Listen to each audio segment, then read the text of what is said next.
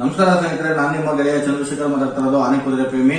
ನೋಡಿ ಸ್ನೇಹಿತರೆ, ಇವತ್ತು ನಾನು ನಿಮ್ಗೆ ಒಂದು ವಿಡಿಯೋ ಮಾಡ್ತಾ ಇದ್ದೀನಿ. ಏನಪ್ಪಾ ಅಂತಂದ್ರೆ ಯುಗಾದಿ ಹಬ್ಬದ ಶುಭಾಶಯಗಳು ನಿಮಗೂ ಮತ್ತು ನಿಮ್ಮ ಕುಟುಂಬದವರಿಗೂ. ಮತ್ತೆ ಇನ್ನೊಂದು ಏನಪ್ಪಾ ಅಂತಂದ್ರೆ ಎಲ್ಲ ಯುಗಾದಿ ಹಬ್ಬ ಆದ್ಮೇಲೆ ಹಬ್ಬ ನಾಳೆಗೆ ಹೊಸ್ತೊಡುಕು ಅಂತ ಮಾಡ್ತಾರೆ. ಇನ್ ಕೆಲವರೆಲ್ಲ ಭಾನುವಾರ ಮಾಡ್ತಾರೆ.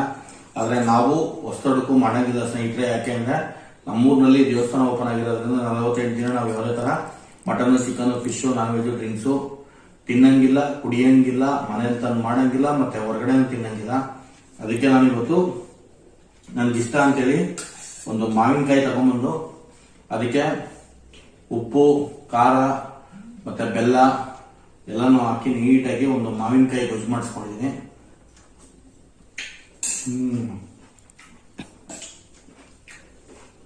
ತುಂಬಾ ಚೆನ್ನಾಗಿರುತ್ತೆ. ನೀವು ಇದನ್ನ ಮನೆಯಲ್ಲಿ ಮಾಡ್ಕೊಳ್ಳಿ, ತುಂಬಾ ಚೆನ್ನಾಗಿರುತ್ತೆ.